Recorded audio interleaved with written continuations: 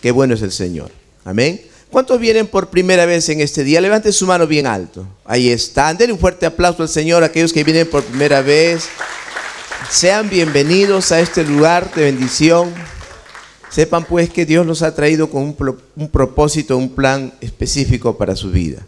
Él tiene buenos planes para usted. En este día nosotros vamos a compartirle todavía el tema que tiene que ver con el liderazgo conforme al corazón de Dios. El liderazgo conforme al corazón de Dios. Dios tiene buenos planes para cada uno de nosotros de manera singular. Somos especiales. El uno con el otro no es igual. Cada persona es diferente y cada uno de ellos tiene talentos.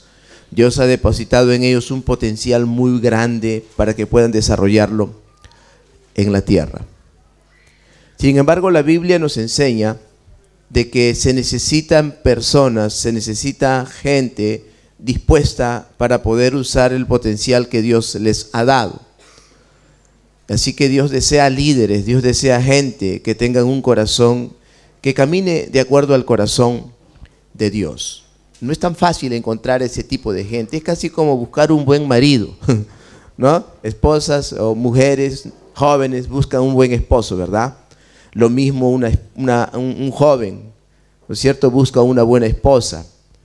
Y a veces casi normal, es normal que después de algunos años de casados usted piense, creo que no era ella, ¿no? Y piensa el esposo también, creo que me equivoqué. Es que el tratar de buscar los talentos, las virtudes en las personas se hace muy difícil, sin embargo están allí. Siempre están allí. Dios hizo a cada persona con talentos, con virtudes, depositó un paquete de bendición, de gloria en cada persona en el momento que lo creó. Dijo, hagámoslo como nosotros. No hay hombres, no hay mujeres que no lo tengan. Todos lo tienen, todos tienen un talento, todos tienen un potencial bueno de parte de Dios. Sin embargo, se necesita tener un corazón conforme al corazón de Dios. Un corazón que va de acuerdo con el corazón, de acuerdo con los pensamientos que Dios tiene para cada uno de nosotros. Aunque parece a veces a la luz de nuestro razonamiento, a veces parece que no tuviese razón de ser ciertas cosas que Dios nos manda a hacer. O como a veces es muy común que los hijos piensen que los padres no tienen razón en cuanto a las cosas que le están mandando a hacer. O tal vez en cuanto a restringir ciertas cosas, no sé, pero si usted recuerda en su adolescencia, en su juventud, muchas veces nuestros padres nos decían no a ciertas cosas y a nosotros nos parecía injusto. Pero lo único que se necesitaba era sencillamente obedecer la voz de un padre, la voz de una madre, que por causa de la experiencia, y si son cristianos, con mucho más razón, por la guía del Espíritu Santo, nos dan una palabra. Dios necesita ese tipo de personas. Dios necesita creyentes con un corazón íntegro, creyentes que tengan un buen carácter, creyentes que sean competitivos, no lo último, lo que sobra, sino lo mejor, darle lo mejor de nuestras vidas para Dios. Dios busca estas cosas. Él desea que nosotros pongamos lo mejor de nosotros y que podamos ser sabios para poder oír su voz, para dejarnos guiar por Él. Sabiduría no es conocer mucho, sabiduría es ser obediente a la voz de Dios. Sabiduría es creerle a Él sacando tus razonamientos. Eso es ser sabio. No ponerte a discutir con el que sabe las cosas, que es Dios, sino oírle. La Biblia dice que el que tiene oídos para oír, que incline su oído al Espíritu. No tu razonamiento, no tienes que inclinar tu razonamiento, sino tu oído. Antes que hablar, prefiero que escuches, dice Dios. Muchas veces presentamos nuestra oración, presentamos nuestro razonamiento a Dios y ni siquiera le oímos qué es lo que Él piensa con respecto a lo que nosotros queremos.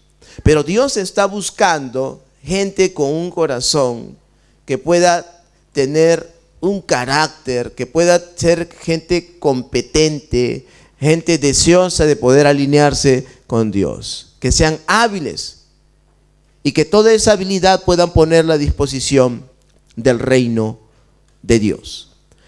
Vayamos por favor a nuestras Biblias, al primer libro de Tesalonicenses, amén, para poder iniciar este mensaje. Y vamos a hacer nuestra confesión, amén. Así que todos los que tienen su Biblia, por favor, levante conmigo su Biblia, amén. Todo creyente debe tener su Biblia. Bueno, si no tiene su Biblia, debe tener su tabla, ¿no? Esa es su tabla donde saca ahí, por favor, pero debe tener programa de la Biblia, ¿no? No tenga juegos, nada más. Su iPad, tienen ahí en la memoria, pueden meter sus mensajes, ¿no es cierto? El predicador dijo, yo diría, levanten su Biblia, pero ya no hay Biblia, levanten sus teléfonos, levanten su tabla, levante.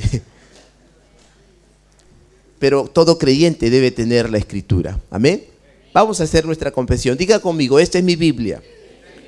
Yo soy lo que mi Biblia dice que soy. Yo tengo lo que mi Biblia dice que tengo. Y yo puedo hacer lo que mi Biblia dice que puedo hacer. Esta es la palabra de Dios. Esta es la preciosa semilla de la palabra de Dios. Si yo aplico estas palabras a mi vida, voy a ser cada vez prosperado. Yo nunca seré el mismo. Voy a ser cada vez prosperado. Estoy por recibir la preciosa semilla, la siempre viva y eficaz semilla de la palabra de Dios. Bueno, ahora diga, mi mente está activa. Mi corazón está receptivo. Amén. Vamos a darle un fuerte aplauso al Señor. Fuerte.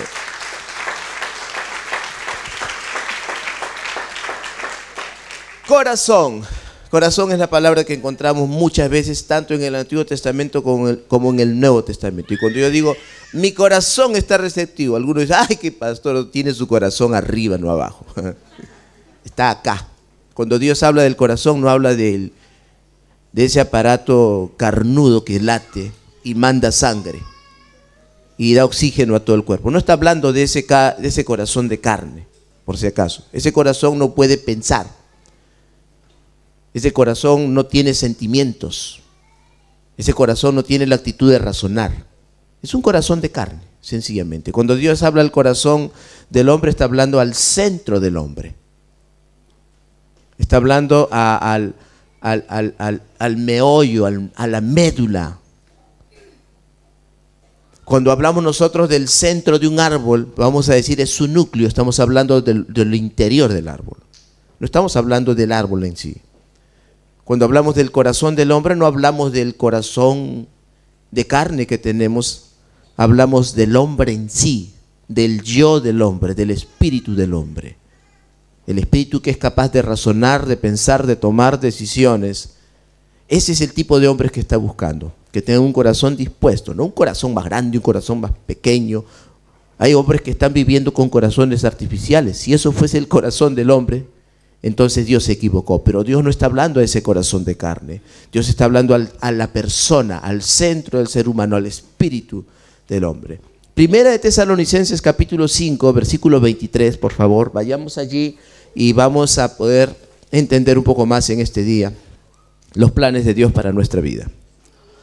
Y el mismo Dios de paz os santifique por completo, y todo vuestro ser, espíritu, alma y cuerpo, sea guardado irrepresible para la venida de nuestro Señor Jesucristo. Pablo dice estas palabras con relación al hombre. Todo vuestro ser, espíritu, alma y cuerpo. Cuando una persona muere, no me gusta hablar de esto, pero tengo que decírselo. Cuando una persona muere, lo que ocurre es una separación. Se separa el cuerpo del espíritu y el alma. Eso ocurre. Entonces, cuando queremos buscar al hombre, ¿dónde está el hombre? Si se lo llevaron el cuerpo, se llevaron a un ataúd, algunos lo enterraron o lo metieron en un cajón, en un hueco, ¿no es cierto? ¿Dónde se quedó su espíritu y su alma? Porque si dijésemos que el hombre fuese el corazón de carne que tiene, el cuerpo de carne que tiene, entonces está en el cementerio, entonces está en el ataúd. ¿Cuál es el centro del hombre? Algunos dijeron el centro del hombre es el ombligo. No es el ombligo el centro del hombre. El centro del hombre, según la palabra de Dios, es el espíritu. Dice que todo vuestro ser, espíritu, alma y cuerpo. ¿Usted puede ver al alma? ¿Usted puede ver al espíritu? No, pero usted puede ver el cuerpo, donde vive el espíritu y el alma. ¿No es cierto? Eso es realmente el hombre. El cuerpo humano deja de existir. Algunos años más usted vivirá. ¿Se ha visto al espejo? Le quedan pocos años de vida. El promedio de vida del hombre es de 70, 80 bien vivido. Después se muere. Algunos ya tienen 50, solo le quedan 20 si se cuida. Pero nuestro cuerpo va a dejar de ser en algún momento. Está celebrando un año más de vida, hacen fiestas, ponen tortas, se comen la torta, estaba rico tu cumpleaños, pero al próximo año pueden celebrar tu sepelio. Pueden celebrar en la tumba, contratan lloronas. La única que ríe es la esposa.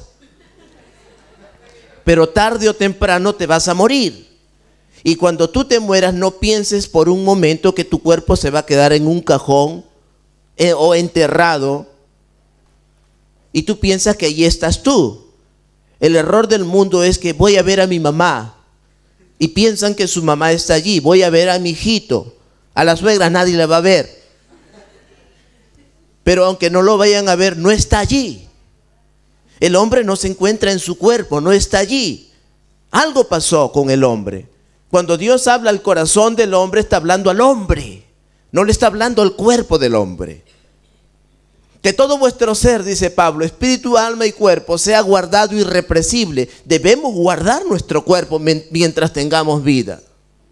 Debemos guardar nuestros pensamientos mientras tengamos vida. Debemos guardar nuestro espíritu. De toda cosa guardada, guarda tu corazón, dice la Biblia. No te contamines. Dios busca gente con un buen corazón. Habló Dios de un hombre llamado David. Dijo, ¿quién como David? Él camina conforme a mi corazón. Dios no estaba hablando de corazón de carne porque Dios no tiene corazón de carne. La Biblia dice que Dios es espíritu. Estaba hablando de David, del verdadero David, del espíritu de David, del corazón de David. Entonces es un error pensar que si nosotros morimos nos vamos a la tumba y nos quedamos allí. Es un error que usted, le voy a ahorrar muchos ramos de flores y usted sigue llevando ramos de flores a su marido, a su esposa, a sus hijos. No lo haga, está gastando inútilmente. Su hijo ya no está allí. Lo único que puede quedar de los restos físicos de su hijo, de su pariente, es el polvo, porque polvo eres y al polvo volverás. Usted debe estar preocupado realmente por dónde está realmente su hijo, dónde está realmente su marido. ¿Se ha puesto a pensar en eso? ¿Dónde realmente están? Algunos dicen, me voy al Perú, viajo al Perú, me voy al Ecuador, me voy a El Salvador, voy a ver a mi madre. Piensa que se van a un ataúd y su madre no está allí. Debe estar en algún lugar, pero allí seguramente no está. Si Dios quisiera buscar a alguien, no va y lo busca allí en ese ataúd. Si Dios quisiera buscar a un hombre que ya no está viviendo en la tierra, dentro de un cuerpo físico, lo único que va a hacer es mirar los libros de la vida, a ver si está en el paraíso o si está en el Hades, en el Seol o el infierno. Solo hay dos lugares. Y cuando Dios habla del corazón del hombre, de un liderazgo conforme al corazón de Dios, está hablando de principios de vida que el hombre debe tener delante del Señor. Veamos por favor a Lucas capítulo 16. Quiero hacerlos pensar antes de entrar al mensaje. Ya saben que no se preocupen si el mensaje no se termina. Lo que quiero es que por lo menos se lleven la introducción y se queden pensando en esto para la continuidad de este mensaje. Lucas capítulo 16, versículos del 19 al 25. Jesús está hablando aquí. Dile que está a tu lado, Jesús está hablando aquí. ¿Ah? No es Pablo, no es Pedro, es Jesús. Había un hombre rico, dice Jesús, que se vestía de púrpura y de lino fino y hacía cada día banquete con esplendidez. Había también un mendigo llamado Lázaro, que estaba echado a la puerta de aquel lleno de llagas y ansiaba saciarse de las migajas que caían de la mesa del rico, y aún los perros venían y lamían las llagas, le lamían las llagas. Aconteció que murió el mendigo y fue llevado por los ángeles al seno de Abraham. Hago un alto en este momento porque algunos piensan que Jesús está contando aquí una parábola. No, Jesús no está contando una parábola, Jesús está contando una historia, un hecho, porque aquí habla de ángeles, habla de Abraham, habla del seno de Abraham, habla del Hades, habla del paraíso, habla de cosas reales, aunque si usted no ve el paraíso, es real, es mucho más real que la tierra. Está hablando de una historia real que a mucha gente le cuesta trabajo creer. Porque si cree en el cielo o si cree en el infierno, entonces tendría que ir a algún lugar, o creer en Dios o dejar de creer para irse al infierno. Prefiere la gente no creer. Pero aquí está hablando Jesús, dile al que está a tu lado, aquí está hablando Jesús. La Biblia dice que cada palabra que sale de su boca se cumplirá. Si no se ha cumplido ya, se cumplirá. Entonces aconteció, verso 22, que murió el mendigo y llevado por los ángeles. Y fue llevado por los ángeles al seno de Abraham, y murió también el rico y fue sepultado. Usted sabe lo que es un sepulcro, usted sabe lo que es un velorio.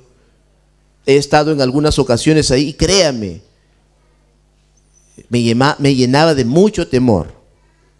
Porque yo tenía historias en la mente de lo que era un muerto, de que de repente se levanta, o no murió bien, o está penando. ¿Ha oído eso? Y nada de eso ocurre. Pero todas son historias que nos meten en la mente. Mi madre trabajaba como enfermera desde muy joven en una morgue. ¿Conocen la morgue? Dice que ellos lavaban, alguien trabajó por aquí también, por ahí me contaba, que lavan a los muertos, los lavan, los pagan, los lavan a los muertos bien lavaditos para que se vayan a su cajón limpiecitos. De repente, uno de los muertos que mi madre lavaba, lo estaba lavando y ¡bla!, le tiró una cachetada. ¡Ah! Usted se imagina. Y no, nada, lo que pasa es que lavándole los nervios tan duros, usted lo jala y ¡bla! Y de ahí nació una historia. Y así nacen las historias que nos cuentan. Pero solo son historias. Aquí estamos, historias aún de repente que han sucedido, pero que no tienen fundamento bíblico, que no tienen un fundamento de vida. Son cosas, no pasa nada. Tenle temor a tu suegra cuando está viva, porque cuando está muerta ya no puede hacer nada. Tenemos que tener temor de los vivos y no de los muertos. Amén. Los muertos ya no pueden hacer nada. No alabarán los muertos, ajá, dice David, a Dios. Los muertos ya no pueden hacer nada. El que está muerto, muerto está. Entonces dice que ambos fueron sepultados. Verso 23. Y en el Hades, diga Hades. ¿Saben lo que es eso? Hades es una palabra griega aquí en el Nuevo Testamento y se traduce por Seol en el hebreo. Hades significa, voy a leerles, Hades significa el lugar o estado de los muertos, en contraste con el castigo final de los malos. En la mitología griega ya tenían pensamientos acerca de lo que es Hades. Ellos habían puesto por nombre Hades al dios de las regiones bajas. Ellos pusieron un nombre que ya existía. No es que la mitología inventó el Hades, ya existía. Las mitologías nacieron luego, son mitos. Aunque la palabra fue tomada de los mitos paganos y que se usan en muchas mitologías griegas todavía, son palabras originales que no inventaron ellos. El concepto se deriva de la palabra Seol en hebreo, donde encontramos 65 veces esta palabra en el hebreo, en el Antiguo Testamento.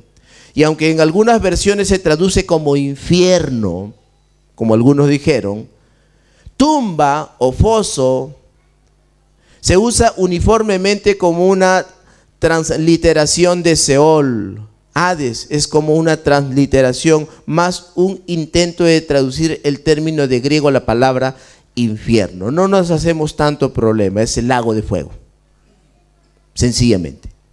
Dice que él estaba ¿dónde? En el Hades, ¿no es cierto? El sufrimiento. Veamos, versículo 23. Y en el Hades alzó sus ojos y estando en tormentos. Yo pregunto, ¿qué se estaba atormentando allí de parte de la historia de Jesús? Porque aquí se encontraba el rico. No tenía un nombre, lo conocen por el rico, ¿no es cierto? Verso 23. Dice, y en el Hades alzó sus ojos estando en tormento y vio de lejos a Abraham y a Lázaro en su seno. ¿Quién estaba allí? ¿Quién estaba en el lugar de tormento? No me manden a Lázaro al infierno, por favor. El rico. Ustedes son terribles, ¿verdad? Me mandan a Abraham al infierno y al rico al seno del rico. Él estaba en un lugar de tormento. Pregunto, ¿estaba allí su cuerpo? No, porque la Biblia dice que los sepultaron. Su cuerpo estaba en algún otro lugar. ¿Qué parte del rico estaba allí? Su espíritu y su alma, su corazón. No el corazón de carne, porque ese estaba en el sepulcro. El centro del hombre, el espíritu. ¿Y qué dice el verso 23? Dice, en el Hades alzó sus ojos. Diga conmigo. Todavía podemos ver. Todavía podemos oír. Todavía podemos hablar. Podemos sentir. ¿Me están oyendo? Cuando Jesús dice el que tenga oídos para oír, no está hablando de los oídos físicos, está hablando de los oídos espirituales del hombre. Porque la palabra es espíritu y se oye con el espíritu. Jesús dijo, mis palabras son espíritu y son vida. Las palabras de Dios son espirituales y van directamente a nuestro corazón para transformar nuestro corazón, porque transformando nuestro corazón transforma nuestro entorno físico también.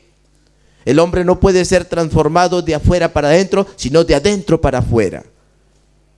Porque si usted trata de transformarse de afuera para adentro, Jesús vendría y diría, ustedes son sepulcros blanqueados, por afuera están bien adornados, pero por dentro están como huesos secos. El hombre necesita ser transformado de adentro para afuera, y lo único que puede transformar al hombre es la palabra de Dios.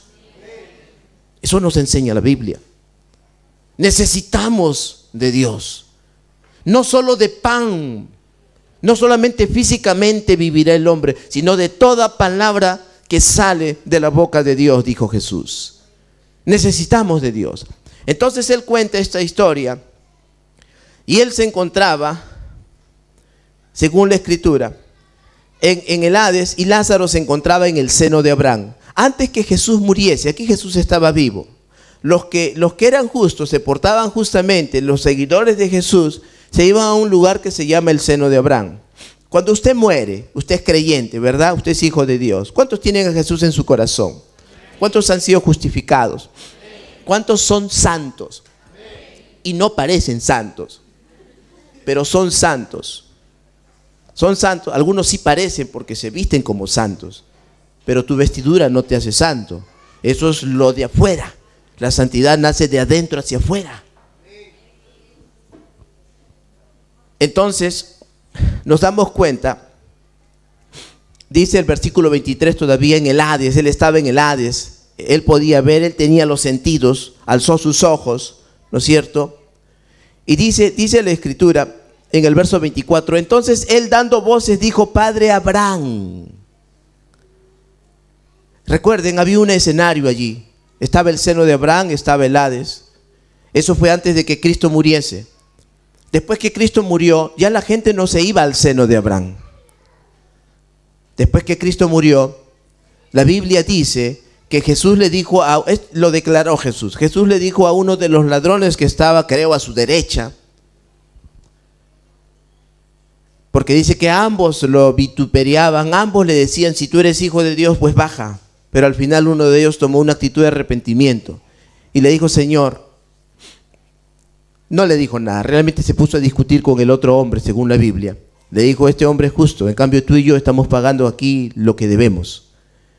Y le dijo, Señor, acuérdate de mí cuando comiences a reinar. Y Jesús le dio la respuesta, le dijo, de verdad te digo, hoy mismo estarás conmigo. ¿Dónde? Hoy mismo estarás conmigo. ¿Dónde? En el paraíso. ¿Dónde se va la gente después que Jesús muere? Ya no se va al seno de Abraham. Abraham tenía la gente en ese tiempo del Antiguo Testamento. Pero después que Jesús murió, están en el paraíso. ¿Dónde se va usted después que usted muere? ¿Dónde se va a ir si usted es creyente y se muere? Al paraíso. Dirá usted, pastor, yo me quiero ir al cielo. De ahí lo bajan. No se va al cielo usted. ¿Dónde nos vamos? ¿Qué es el paraíso? Es un lugar de reposo, de alegría, de contentamiento. ¿Y cuándo vamos al cielo? Nunca vas a ir al cielo. ¿Dónde vamos a vivir? En una tierra nueva. Vi descender del cielo cielos nuevos y tierra nueva. Una tierra nueva, no maldita. Así dice la Escritura si usted lee Apocalipsis. Y para comenzar a entrenarlo, viviremos 1000 años con Jesús al inicio. Después viene la destrucción de la bestia, de Satanás, y después viviremos eternamente con Él, dice. Pero no habla en el cielo, sino en la tierra. ¿Por qué? Porque Dios dijo, el cielo es mi trono. Yo reino en el cielo y he dado la tierra a los hijos de los hombres. Ese fue el plan original de Dios. Hay conceptos equivocados que tenemos en nuestra mente. Los cantantes dicen, a ver, los que se van para el cielo de un grito de júbilo, amén. Dicen, ninguno de ellos se va a ir al cielo. Sencillamente están hablando cosas que no son. ¿Me está entendiendo? ¿Está entendiendo qué significan las cosas? Porque si no hay entendimiento, usted no cambia. Usted tiene que cambiar de adentro para afuera. Su vida tiene que ser transformada. Porque si no hay entendimiento, esto se convierte en una religión más. Esto se convierte en algo más. Se acostumbró a venir a la iglesia, se acostumbró a hacer algo, pero no pasa nada. Su vida sigue siendo la misma. No hay transformación en su vida. Seguimos pecando, seguimos chismeando, seguimos haciendo todo lo que queremos, pero no hay transformación en nuestra vida. Nos engañamos a nosotros mismos. Se necesita un Jesús crudo diciéndonos las cosas como son. Aquí está. Se necesita un Jesús diciéndonos directamente la actitud que debe tener cada persona que dice ser un líder.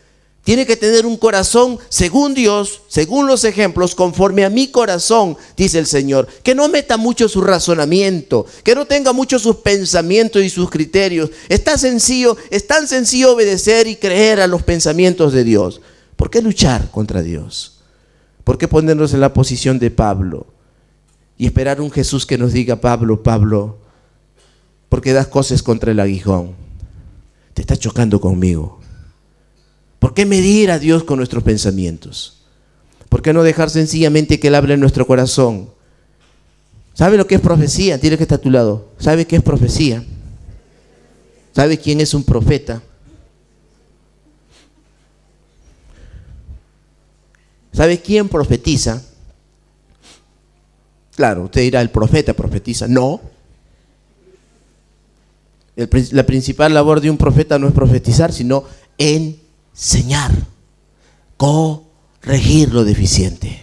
De vez en cuando el Espíritu Santo viene y lo inspira y profetiza, pero no es su trabajo principal. ¿Sabe quién puede profetizar? Cualquier cristiano lleno con el Espíritu Santo. ¿Qué es profetizar? No es decir, el Señor me dijo que a la esquina de tu casa te va a esperar un Señor. Eso no es profecía. ¿Qué es profecía? Profecía viene de la palabra promesa. ¿Qué son promesas? Las palabras de Dios. ¿Me están oyendo? Y usted dice, el Señor dice, y vamos a leer acá. Oye, aquí no dice nada el Señor. ¿De dónde sacaste eso? La profecía se mide con la palabra. ¿Cómo mido al profeta? Con la palabra. Por eso la Biblia dice, si alguien dice que es profeta y profetita, júzguenlo. No al profeta, sino lo que dice. ¿Han oído eso? El Señor me dice, hermana, que me case contigo. ¿No te dijo que soy casada? Esos son tonterías, diga, tonterías. La profecía se mide con la palabra. El escrito está. Quitemos de nuestra mente cosas. Parémonos en la palabra del Señor. Es lo único que va a hacer que nosotros podamos permanecer siempre ante cualquier circunstancia difícil o fácil. Porque muchas son las aflicciones del justo, pero el Señor le librará de todas ellas. ¿Y cómo lo va a hacer? Poniendo su confianza en Él. Únicamente así. Poniendo nuestra confianza en Él. Poniendo nuestro corazón en Él. De repente está pasando algo contrario y te toca creer a Dios. Aquí dice que tú me vas a librar de estas cosas. Eso es poner nuestra confianza en Él. No lo que te dijo tu tía María. Algunos tienen más confianza en su tía María que en Dios. Algunos reciben consejos del horóscopo antes que a Dios. ¿Sigue viendo su horóscopo usted? Hasta ayer lo vio. Le leen la mano todavía. De vez en cuando se hace una limpia. Se bañó con ruda usted. Bueno, por lo menos báñese. Párese en la palabra. No me diga que todavía pasa huevo a sus hijos. No me diga que todavía pasa ají o cuy. Junte el huevo, el ají y el cuy y haga una buena comida. Pero no haga tonterías. Haga lo que la Biblia nos enseña. Entonces su vida va a ser transformada, su vida va a cambiar. La Biblia no es magia. No opera por magia, la Biblia opera por fe. Dios desea ese tipo de gente. Dios desea ese tipo de liderazgo. Como que Dios se agotó su paciencia con tanta religión. Dios desea un liderazgo conforme a su corazón. Es sencillo, no es difícil. No se necesita mucha cosa, no se necesita mucha inteligencia. La gente muy inteligente son los mayores problemas que pueden tener los pastores, los líderes. La gente que tiene mucha capacidad, ellos llegan a pensar, yo tengo más capacidad que el pastor, pero no tiene mucho entendimiento, no oye mucho a Dios y pone mucho su cabeza. Y si lo hace con el pastor, ¿cómo no lo va a hacer con Dios? ¿Qué necesitamos? Gente sencilla. ¿Y qué es gente sencilla? Gente con un corazón dispuesto a creerle a Dios. Gente con un corazón obediente. Gente sencilla. La Biblia dice, el verso 24, entonces, él dando voces, les dije que se puede hablar allá. El hombre estaba hablando. Dijo, Padre Abraham, ten misericordia de mí y envía a Lázaro para que moje la punta de su dedo en agua y refresque mi lengua, porque estoy atormentado en esta llama. Se siente, dile que está a tu lado, se siente. A propósito, dile, ¿para dónde te vas a ir?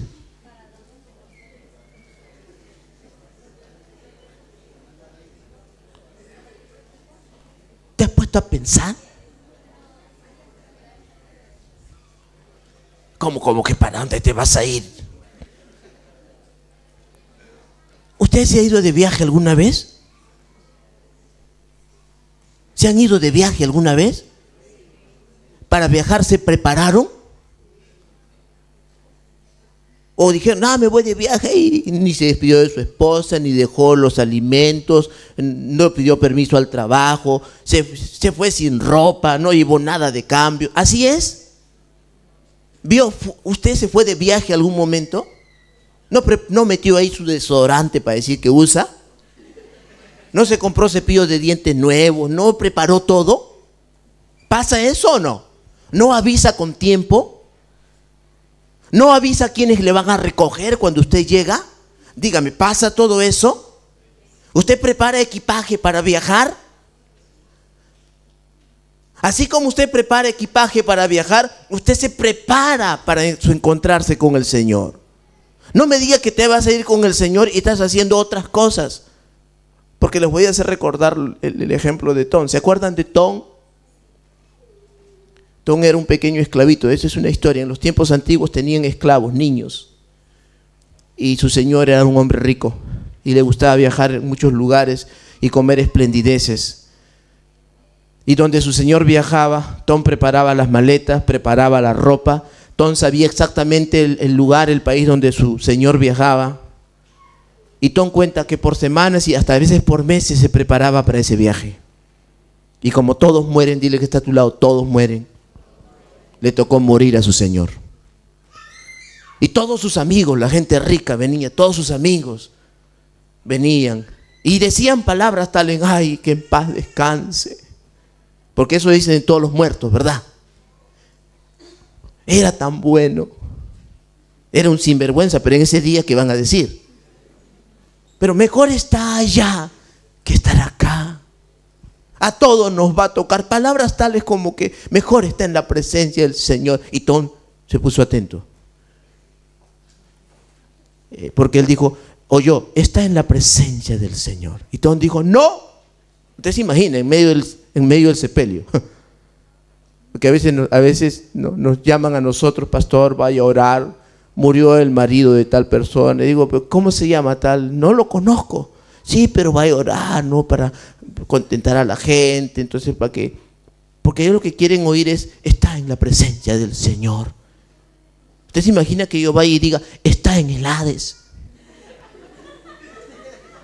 El fuego lo está quemando. Está en el lugar de tormento. Y Tom dice, no. Mi Señor nunca me habló del cielo. A donde Él quería ir siempre me decía, voy a tal lugar, y me decía que prepare su ropa, su equipaje por semanas, hasta por meses de anticipación, pero nunca me habló del cielo. Debe estar en cualquier lugar donde Él viajó, pero no en el cielo. Entonces cuando te preguntaron, ¿sabes para dónde te vas? ¿Y cómo lo sabes? Es que ¿qué te estás preparando? ¿Para dónde te estás yendo? ¿Qué estás haciendo? ¿Cuáles son los preparativos de tu vida? ¿Has sido transformado? ¿Estás caminando correctamente? ¿O estás viviendo como quien se va al infierno? ¿Estás haciendo maletas para irte para dónde? ¿Dónde te vas? ¿Cuáles son tus pasos? ¿Hacia dónde te estás yendo? ¿Cuáles son tus decisiones? ¿Cuáles son tus actitudes? ¿Con quién te juntas? ¿Cómo estás viviendo tu vida? ¿Se preguntaron eso alguna vez? Claro, más de uno está diciendo, creo que hoy no era mi día, no debí venir hoy. Pero estás aquí. Y estás oyendo lo que no querías oír.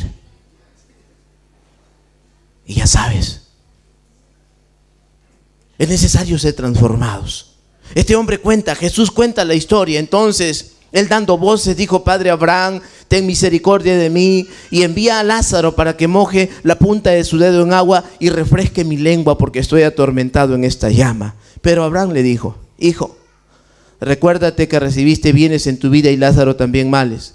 Pero ahora este es consolado aquí y tú atormentado. La historia continúa. Usted sabe la historia. Luego él dice, pero Señor, bueno, si no se puede hacer eso, probemos con otra cosa. Envía a alguien de los muertos y avisa a mi familia porque tengo tanta familia y no quiero que venga a este lugar. ¿Cuántos tienen tanta familia? ¿Les comparte usted el Evangelio de Cristo? ¿Les habla del Señor? ¿O no lo quiere incomodar? Pobrecito, me viene a visitar de vez en cuando. Date calma, déjalo. Yo no tengo otro mensaje para mi familia. Cuando nos reunimos, yo no tengo otro mensaje. Donde nos vamos, yo no tengo otro mensaje. Necesitas de Cristo. Necesitas arrepentirte. Y a veces es duro. Me dicen mi vida a veces.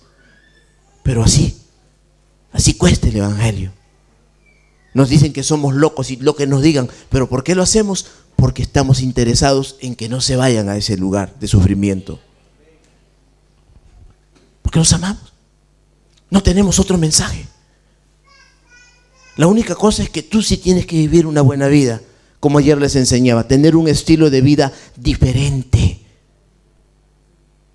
Porque si tú le vas a compartir a Cristo viviendo un estilo de vida como se vive en el mundo Entonces, ¿dónde está la diferencia?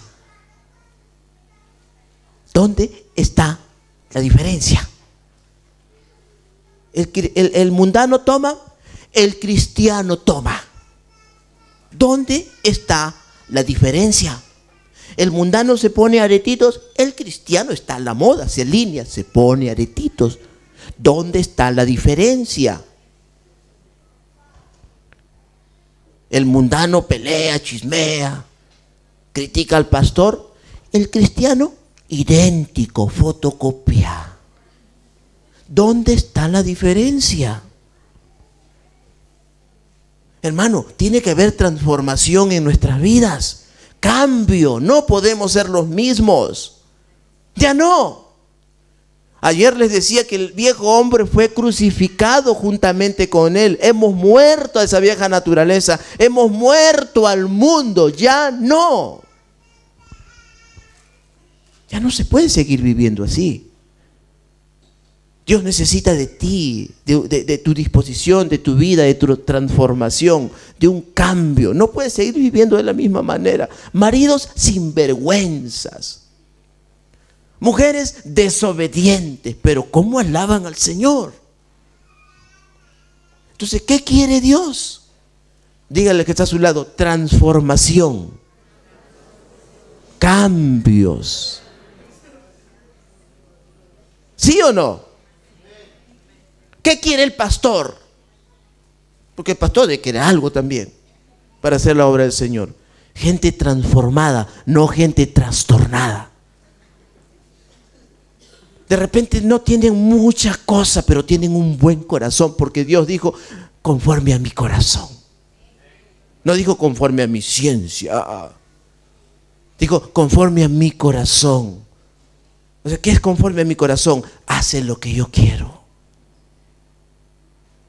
Aquí está el corazón de Dios. Estos son sus pensamientos. Hace lo que yo quiero. No se pone a discutir conmigo. Tanta gente que se pone a discutir. ¿Has visto mujeres que se ponen a discutir con su marido? ¿Las has visto? O dirás, mire, pastor, realmente yo no les he visto, pero yo soy.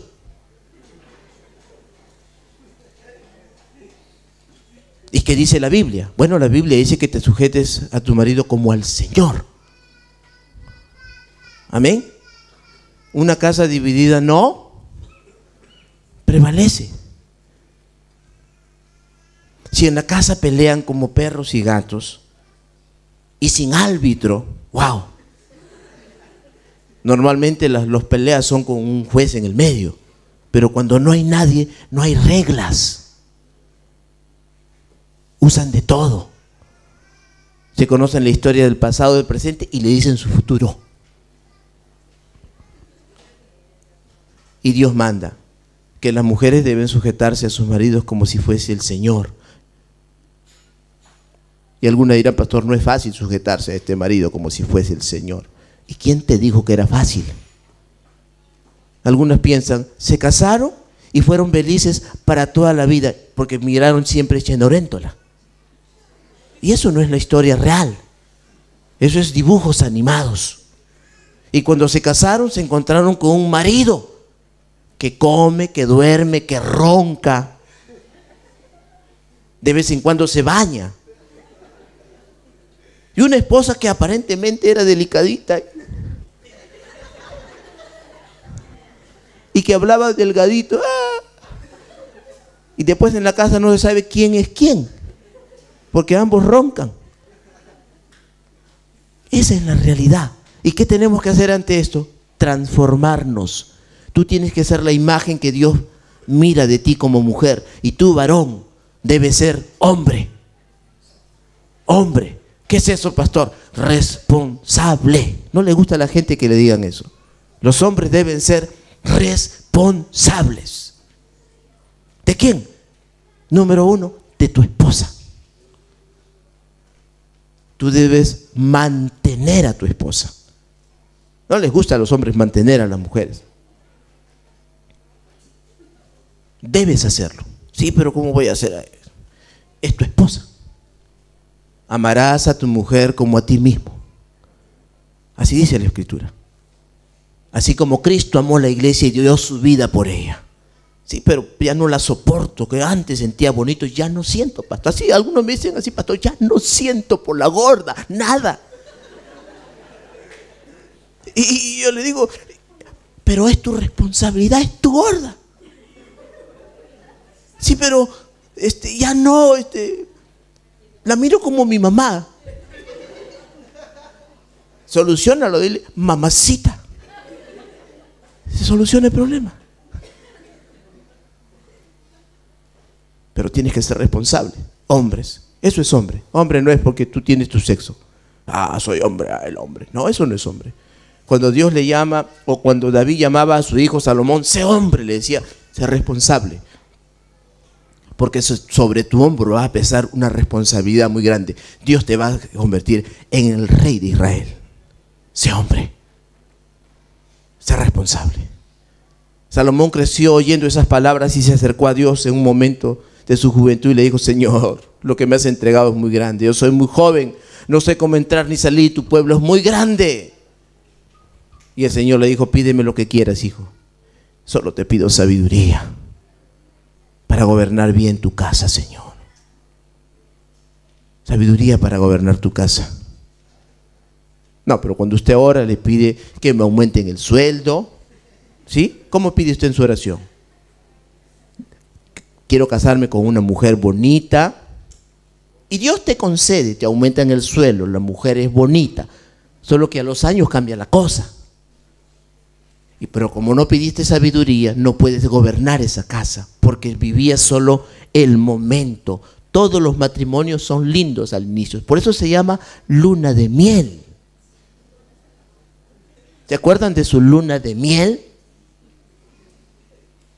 Usted sabe que después se transformó en luna de hiel. Amarguras a cada momento. Dirá, pastor, los cristianos viven así. Lamentablemente todavía somos terrícolas, vivimos aquí, confrontamos cosas, tenemos malas noticias también a veces. Esposas portándose mal, maridos irresponsables, hijos desobedientes, líderes irresponsables, contestalones, malcriados. Todavía vivimos en la tierra, pasan todavía esas cosas. ¿Qué se necesita, pastor? Un buen corazón. Solo un buen corazón. ¿Cómo se puede hacer eso? Se puede. Yo hace algunas semanas atrás les dije un ejemplo de cuando Samuel, inspirado por el Espíritu Santo, habló acerca, aquí termino una parte, la próxima seguimos. En 1 Samuel capítulo 14, versículos del 4 al 6. El primer libro de Samuel, capítulo 14, versículos del 4 al 6. Yo les dije acerca de Jonatán, el hijo de Saúl. Aunque Saúl era el rey, Jonatán tenía principios y tenía un buen corazón delante de Dios. Y aunque Saúl estaba atormentado y adolorido porque la guerra que iba a suscitar era una guerra perdida para ellos, sin embargo, Jonatán tenía un corazón sencillo, apegado a Dios, y él hacía esto. Dice 1 Samuel capítulo 14, versículos del 4 al 6, y entre los desfiladores por donde Jonatán procuraba pasar a la guarnición de los filisteos había un peñasco agudo en un lado y otro de otro lado. Habían problemas. Había un ejército contrario al pueblo de Dios, y como si eso fuese poco, habían peñascos que los cubría a ellos y no podían defenderse. Dice, el uno se llama Boz y el otro Sene. Uno de los peñascos estaba situado al norte hacia Micmas y el otro al sur hacia Gabá. Dijo pues Jonatán a su paje, Jonatán, recuerda, era hijo de Saúl, era príncipe y tenía un paje de armas que era también su siervo. Y le dijo y le habló, ven, pasemos a la guarnición de estos incircuncisos, quizá haga algo Jehová por nosotros. Yo le decía, a mí me admira porque ni siquiera tenía una confianza firme. Él dijo, de repente Dios va a hacer algo por nosotros. Era el líder y tenía un paje, un servidor. Las palabras que él decía no eran firmes, pero lo que me admiraba, a pesar de Jonathan, que tenía un buen corazón, era su siervo. No eran palabras muy prometedoras. Dice, quizás él haga algo por nosotros. Dice el versículo 6 todavía, Jehová haga algo por nosotros, pues no es difícil para Jehová salvar con muchos o con pocos. Recuerdo que según la historia, ellos tenían como 600 hombres de guerra y los ejércitos eran 30,000, 600 contra 30,000. Por eso él dijo, quizá Dios haga algo por nosotros.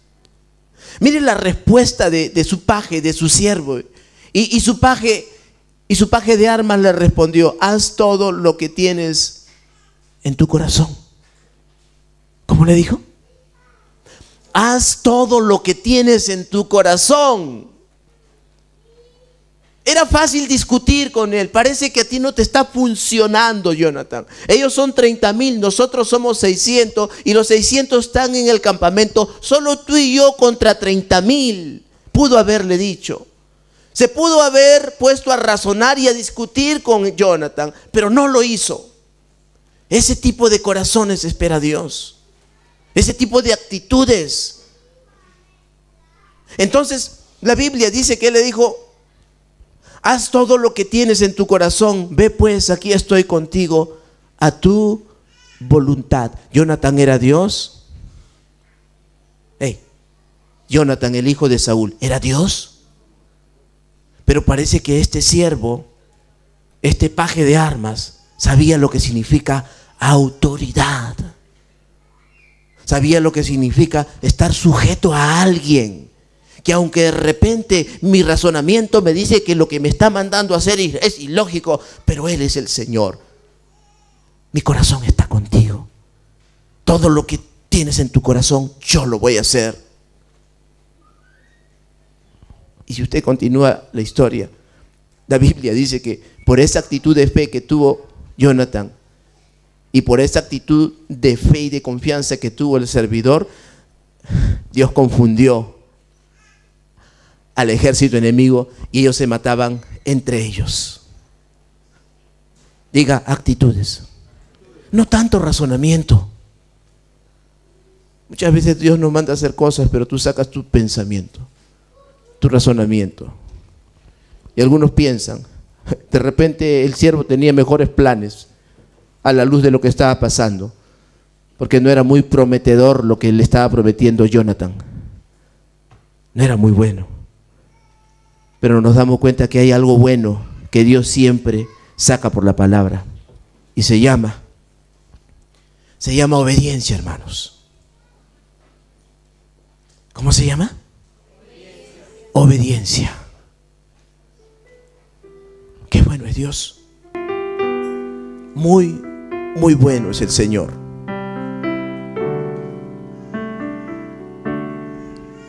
Su padre, en cambio, esto era Jonathan. Saúl, en cambio, hizo lo contrario. Mire, 1 Samuel 15, del 22 al 28. Aquí termino esta parte del mensaje para continuar la próxima semana. Samuel dijo, vino Samuel el profeta a Saúl el rey, el padre de Jonathan. Se complace Jehová tanto en los holocaustos y víctimas como en que se obedezca a las palabras de Jehová. ¿Qué piensa usted, hermano? Quiero hacerle meditar. ¿Se complace Dios en algo que tú das? Hay un esfuerzo que tú haces. Estoy dando, doy holocaustos, ofrendas, víctimas. ¿Se complace más Dios en eso o en que obedezcan sus palabras? Viene Samuel y le hace pensar a Saúl y le dice, ¿por qué has hecho tal cosa? Porque Dios le dijo, mata a todo el enemigo. ¿Saben por qué se multiplicaron sus enemigos de Saúl? Porque hubo un Saúl que no fue obediente a la voz de Dios. ¿Se complace el Señor en que me traigas una ofrenda y me hagas un sacrificio más que en la obediencia? Entonces dice, ciertamente el obedecer es mejor que los sacrificios y el prestar atención que la grosura de los carneros. No pienses que tu ofrenda, le dice Samuel a Saúl, va a cubrir tu desobediencia. No pienses que por lo que estás haciendo va a taparse tu mala actitud. Dios se complace más en la obediencia que en algo que tú haces para tratar de justificar tu rebeldía, tu desobediencia. ¿Me entienden? Se complació Dios de Jonatán, que le creyó, porque él dijo unas palabras bíblicas: el Señor nos puede hacer vencedores o con muchos o con pocos. ¿Cuántos lo creen? Dios te puede dar la victoria con mucho o con poco, pero es importante obedecerle, hermano. Es importante ser transformados. Es importante tener una buena vida, no vivir de cualquier manera. A veces pasas tus horas trabajando y trabajando y trabajando, y cuando te queda tiempo te acuerdas de Dios. Es al revés. ¿Te complace el Señor? Es que si no, ¿cómo diezmo, pastor? ¿Cómo ofrendo? Se complace el Señor en tus ofrendas más que prestar atención, más que ser obediente a Él. Ciertamente el Señor se complace más en la obediencia que en los sacrificios, que en los holocaustos o la grosura de los carneros.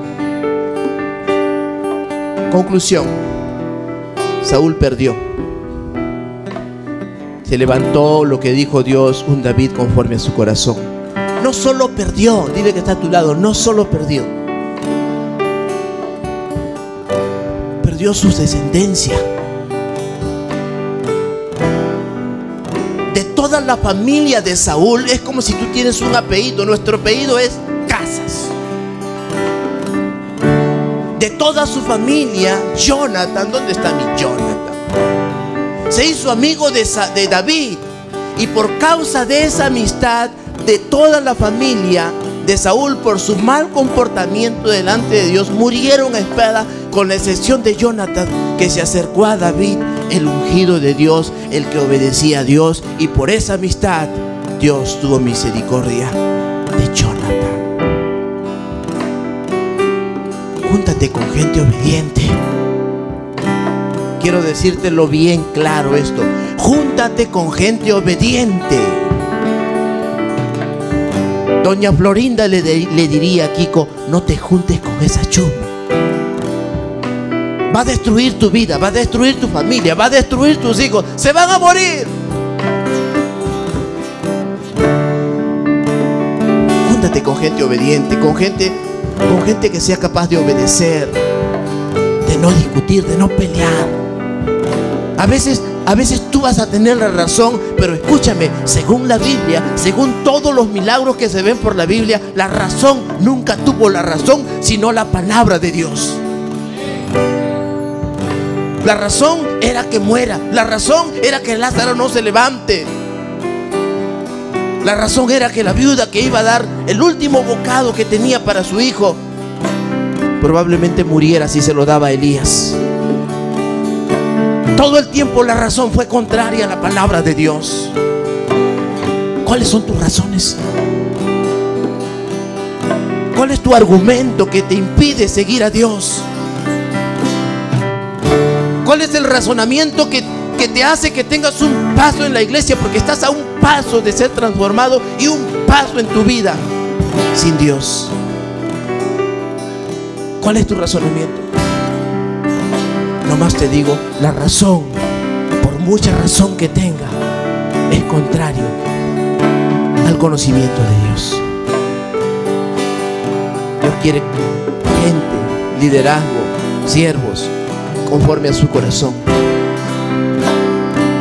Quiero que nos pongamos de pie, y la próxima semana iremos más adelante con esto. Quiero que oremos al Señor en este día.